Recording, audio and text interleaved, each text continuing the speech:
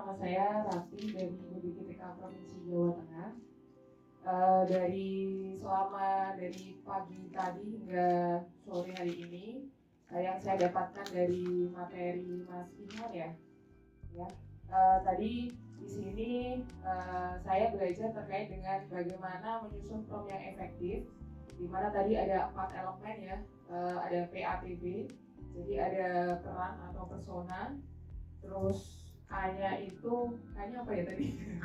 Arah, tujuan, dan juga ada yang namanya batasan. Jadi memang dalam membuat prompt itu tidak serta-merta kita memberikan instruksi yang singkat ya. Ibaratnya kalau kita dikasih instruksi ke pimpinan kan kayak cuma buatkan surat gitu aja kan nggak mungkin ya. Jadi kita harus tahu dulunya surat apa nih yang mau dibuat, mau seperti apa, tujuannya apa, terus juga audiensnya siapa, kapan, dan seterusnya.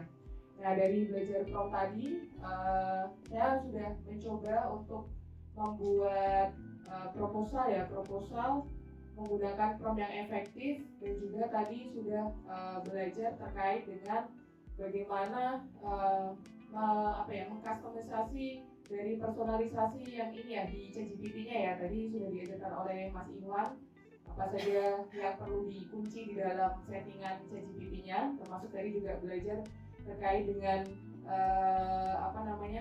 mengkonekkan antara ChatGPT dengan Canva AI. Nah, ini merupakan satu hal yang baru ya buat saya ya, kalau ternyata ChatGPT itu bisa dihubungkan ke beragam aplikasi. Nah, lalu selanjutnya dari hasil yang dipelajari hari ini bisa saya tularkan ke rekan-rekan semuanya. Kebetulan saya di sini posisinya PTP Pak, Pengembang Teknologi Pembelajaran gitu. Nah, jadi bisa saya tularkan ke rekan-rekan PTP maupun juga ke rekan-rekan utamanya publikasi, tim kemitraan publikasi, karena di tim publikasi itu sering banget diminta untuk membuat bahan rapat, terutama dengan visual yang bagus. Jadi tidak perlu memerlukan waktu yang lama, biasanya memerlukan 3 hari. Jadi dari pelajaran ini bisa ditularkan, bisa membuat materi presentasi itu cukup, bahkan tidak ada 1 hari ya. Yang penting sudah dapat poin-poin utama yang mau dimasukkan di dalam slide PPT ya. Termasuk juga bisa di ChatGPT ini bisa dijadikan alat bantu untuk terkait dengan create ide ya Mas ya. Terkait dengan create ide, lalu apa lagi Mas? Ya banyak sebenarnya ya. Sebenarnya ChatGPT ini memang sangat powerful sekali ya kalau menurut saya ya. Jadi yang bahkan kita tidak terpikirkan sekalipun bisa dikasih ide oleh ChatGPT. Mungkin itu saja. Warahmatullahi wabarakatuh. Perkenalkan, saya Rosmerani dari BPKTK Provinsi Banten. Izin Bapak dan Ibu, ini tadi sambil mengaplikasikan yang tadi di studi kasus yang diberikan. Kebetulan saya juga ingin melaporkan tentang pelaksanaan kegiatan pelatihan peningkatan kompetensi BK pada lusa Rabu. Jadi Rabu itu memang sudah ditunggu rapat untuk laporan peningkatan kompetensi BK yang kebetulan saya juga sebagai admin di dalam kegiatan tersebut. Jadi saya nanti diminta melaporkan gitu di dalam rapat tersebut. Jadi tadi saya sambil studi kasus yang tadi sambil bisa memasukkan prompt kegiatan tersebut.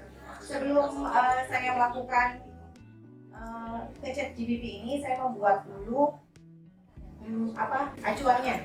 Ini acuannya saya buat dulu di Word, dari mulai tujuan, kemudian sasaran, kemudian hasil yang sudah didapat dari kegiatan pelatihan peningkatan kompetensi BK tersebut. Nah, dari acuan ini kemudian saya aplikasikan ke ChatGPT tadi. Nah, sebenarnya prompt-nya juga tidak terlalu banyak. Yang saya tuliskan di sini adalah buatkan bahan rapat terkait program. Jadi langsung to the point gitu.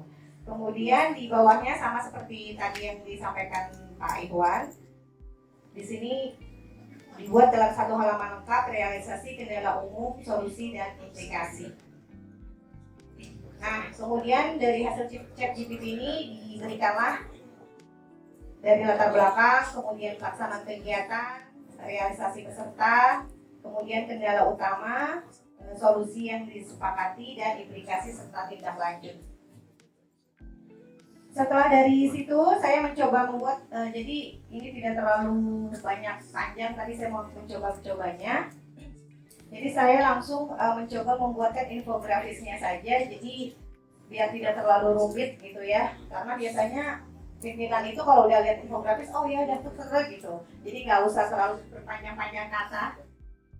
Jadi saya membuatkan infografisnya seperti ini, Bapak Ibu, dari latar belakang yang tadi sudah diringkas, kemudian modal pelaksanaan, kemudian kendala, realisasi peserta, kemudian solusi dari permasalahannya, dan juga implementasi dan tindak lanjut dari kegiatan tersebut, apa yang bisa dilakukan nanti di sekolah.